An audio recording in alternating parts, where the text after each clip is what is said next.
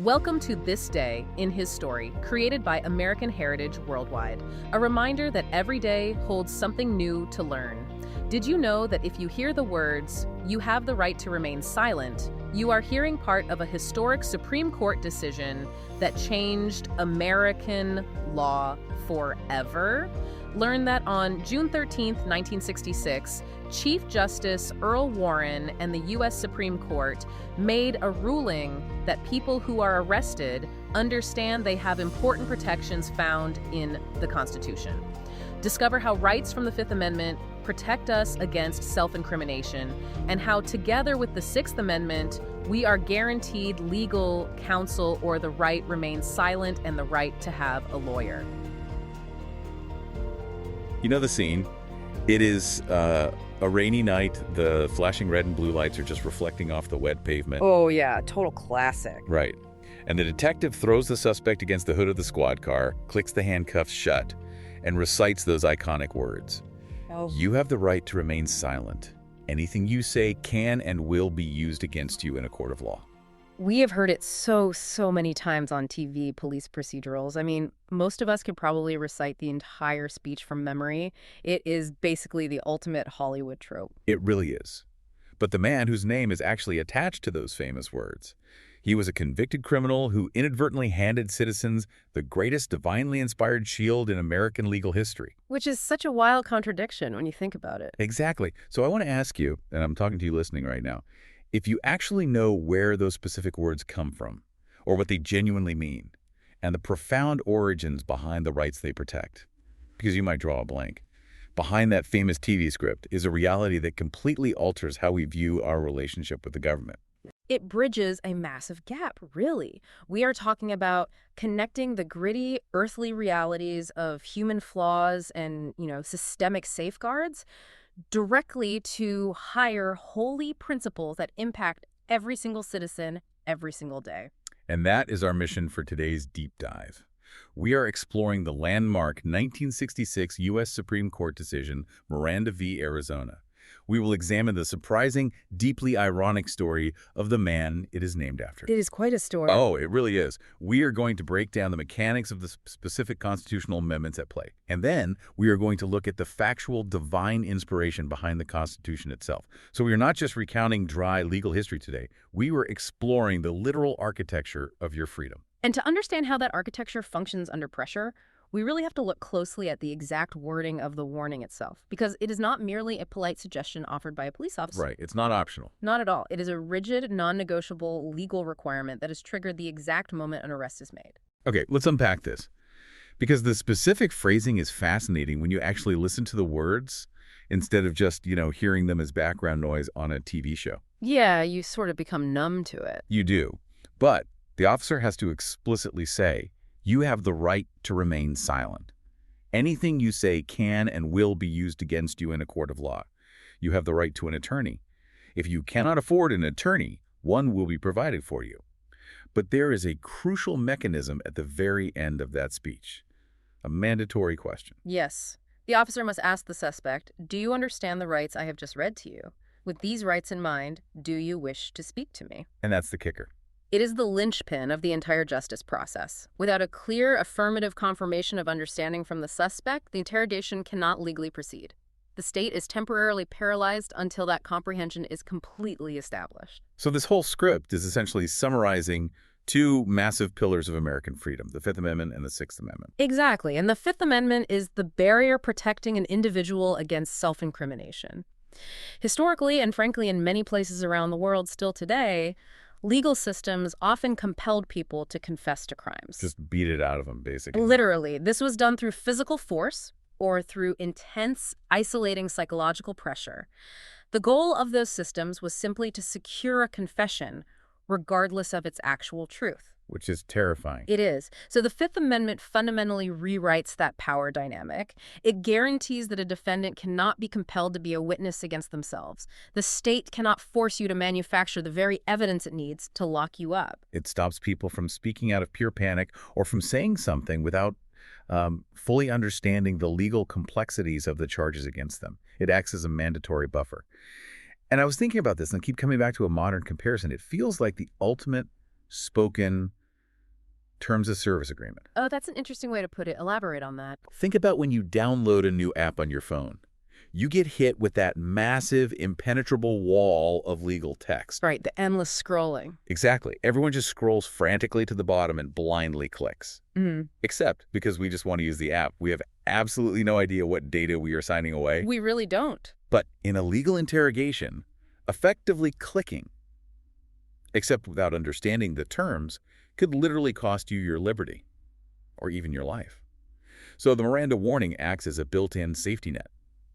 It is a spoken terms of service that forces the state to pause the process, ensuring citizens don't accidentally sign away their freedom just because they haven't memorized the legal rulebook. That makes perfect sense, because rights remain entirely abstract concepts if you do not know you possess them at the exact moment of crisis. I mean, a constitutional shield is completely useless if you don't know it is sitting right next to you, available to be picked up. Yeah, if you don't know it's there, you can't use it. Precisely. The Miranda warning forces the theoretical rights written on parchment in Washington, D.C. into the practical reality of a terrified person sitting in a closed-door police station at 2 o'clock in the morning. And you have to remember, the state possesses massive resources, highly trained investigators, seasoned prosecutors, and the sheer intimidating weight of the government apparatus. That power imbalance it's just terrifying when you visualize it. One person locked in a room against the entirety of the state. It is completely lopsided, and this is why the Sixth Amendment is the necessary partner to the Fifth. The Sixth Amendment guarantees a defendant's right to a lawyer. Right. It ensures that the accused has a legal expert in their corner to navigate that overwhelming machinery. If the police are not forced to actively inform you of these rights, the state maintains an unfair, coercive advantage that undermines the entire concept of a fair trial. Let's transition from the abstract theory of these amendments to the actual historical catalyst here. Because Miranda is not just a catch-all legal term. Ernesto Miranda was a real person living a very troubled life. He was. The path to fundamentally altering the United States Supreme Court started in 1963 in Phoenix, Arizona. Okay. Ernesto Miranda was arrested by local authorities and subjected to a police interrogation. And the history of this specific encounter is incredibly nuanced. During that interrogation, Miranda actually signed a written confession to the crime. Wait, he signed a written confession? He did. And not only did he sign the confession detailing the crime, but the physical document he signed included a typed paragraph explicitly acknowledging to the Phoenix Police Department that he understood his rights. Yes. So, I mean, the paper itself seemed to prove the police did everything completely by the book. It definitely looked that way on the surface, but there was a massive underlying flaw in that document. He signed a paper containing a boilerplate clause saying he understood his rights, but he had never actually been informed of all his rights for criminal proceedings under the U.S. Constitution. Right. Yeah. Specifically, the police had never told him he possessed the right to remain silent, nor was he told he had the right to have an attorney present in the room during the questioning. Wait, I have to push back here. Okay, go ahead. If he literally signed a piece of paper that said, "I confess," and that very same paper included a line where he agreed he understood his legal rights, why did the Supreme Court step in? If I sign a mortgage agreement or a business contract, I am legally bound to it whether I understood the fine print or not. Right, that's standard contract law. Exactly. So why should the highest court in the land let someone off the hook for a confession they physically put their signature on? This raises an important question, and it is the exact philosophical and legal puzzle the Arizona Supreme Court initially grappled with. So I'm not crazy for thinking that. Not at all. The state-level courts looked at Miranda's signature on the confession and ruled in favor of the local police. Their logic was identical to yours. He signed it, he confessed, the case is closed. The document was treated as the ultimate proof of his guilt and his waiver of rights. Exactly. But when the case was ultimately appealed to the U.S. Supreme Court, Chief Justice Earl Warren and the majority of the court took a much deeper look at the psychological reality of an interrogation. Okay, how so? They recognized a vital legal distinction between a suspect assuming they know their rights or just signing a generic boilerplate form, and a suspect actually being fully and comprehensively informed of their constitutional protections by the state before a single question is even asked. Because the environment of an interrogation room is not a neutral space. No, not at all. It is inherently designed to intimidate, isolate, and extract information. The Supreme Court recognized that the atmosphere of police custody carries an inherent invisible coercion.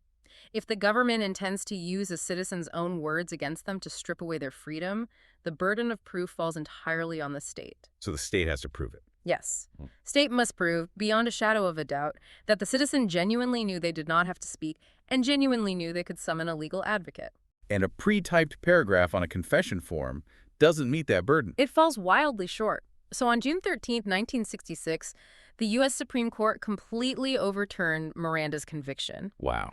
They ruled that because Ernesto Miranda was not explicitly and clearly informed of his Fifth and Sixth Amendment rights prior to the interrogation, the confession was obtained unconstitutionally.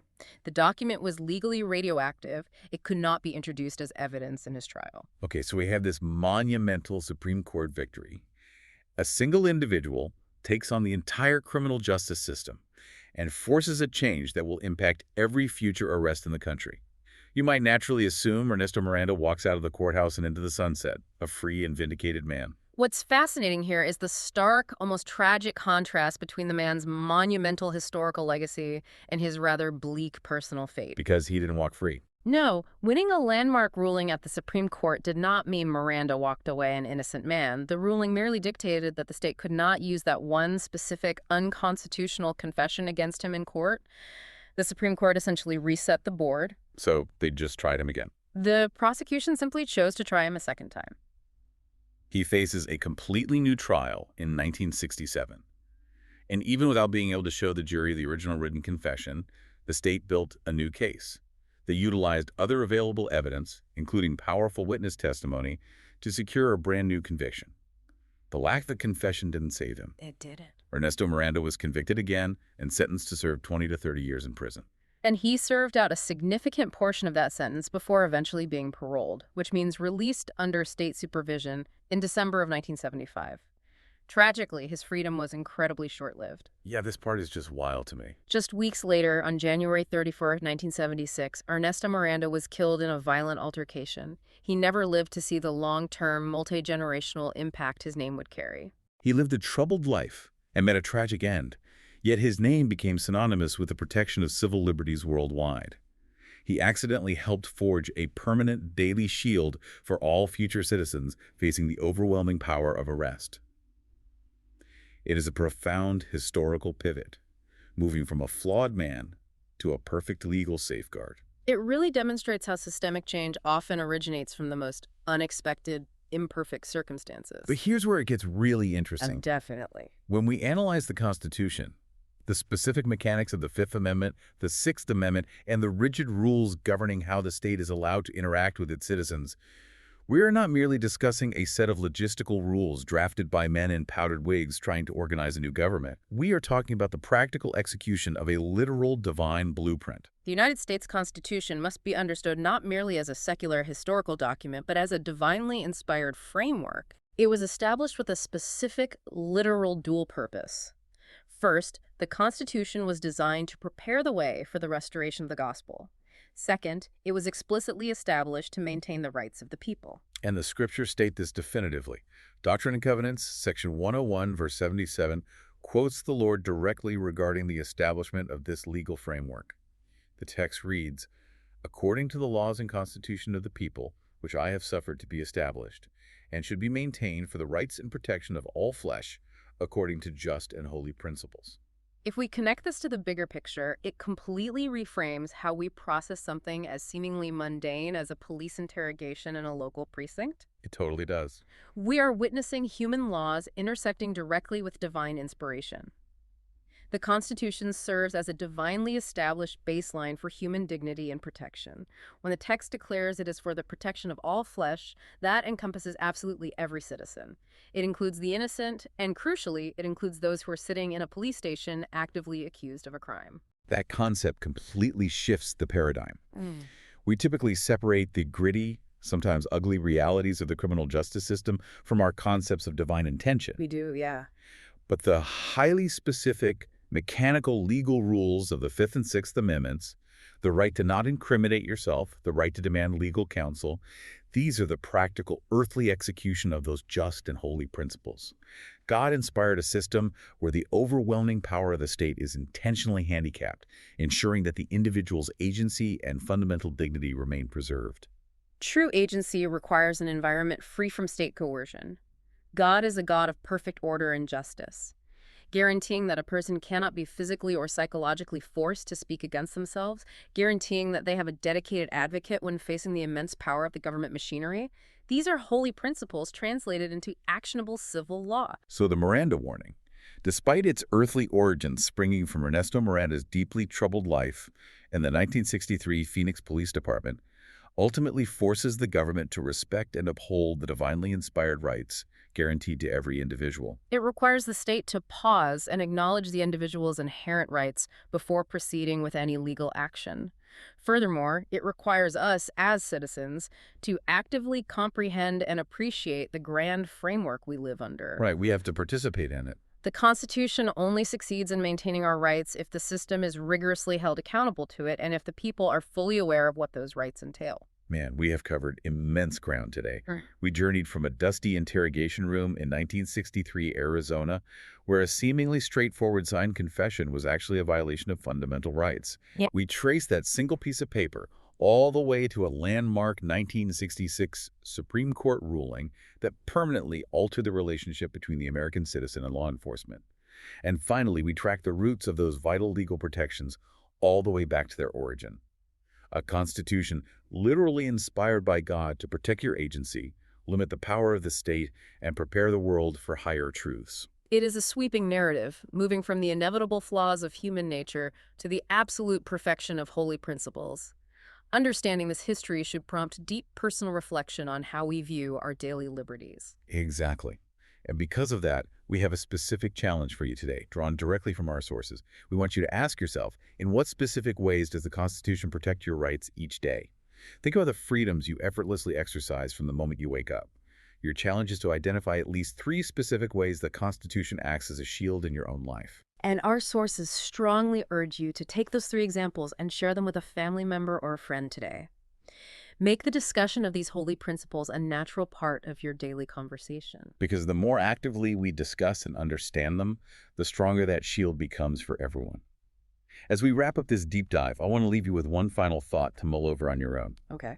We have established today that the legal framework we rely on was divinely established to prepare the way for higher truths and to protect all flesh.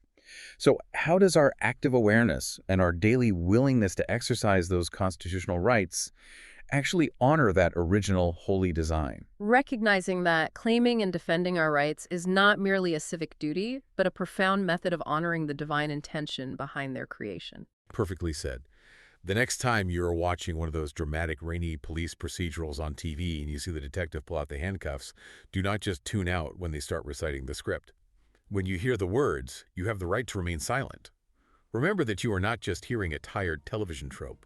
You are hearing the echoes of a monumental legal battle, and you are witnessing the practical, everyday application of a divinely inspired shield working exactly as it was designed to. Thank you for joining us for this day in His story. May the lessons of yesterday inspire you to see God's hand today and to play your part in His story now. For more faith-based learning, visit ahsworldwide.org, the homeschool for faith and family.